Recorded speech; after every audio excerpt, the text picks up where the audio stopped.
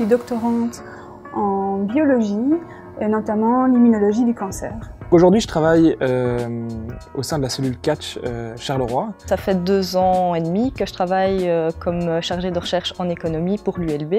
Je suis ingénieur de projet dans un bureau d'études en dépollution des sols. J'ai fait des études en biologie cellulaire et moléculaire. À l'ULB, j'ai étudié sur le campus du Solbosch ingénieur de gestion et sciences politiques. J'ai fait un bachelier en sciences humaines et sociales que j'ai poursuivi par un master en politique économique et sociale. J'ai fait des études de bio-ingénieur à l'ULB. Je dirais que ce bachelier est justement l'opportunité pour les étudiants qui aiment les sciences mais qui ne savent pas encore précisément ce qu'ils veulent. Alors moi, c'est la question qui s'est posée justement quand j'étais en réto. Je voulais faire des sciences, j'avais plus une attirance vers la chimie, mais la biologie m'intéressait un peu et donc je me suis beaucoup posé la question, est-ce que je fais un master en chimie, est-ce que je fais un master en biologie ou est-ce que je me lance dans des études de bio-ingénieur? Si l'avantage de faire des études à Charleroi, c'est de ne plus devoir se déplacer, de faire 60 km pour faire des études, de ne plus devoir investir dans un cote ou dans un appart, d'avoir tout près de chez soi, et les études et les travaux pratiques. C'est une formation que je conseillerais tout à fait parce que c'est une première année assez généraliste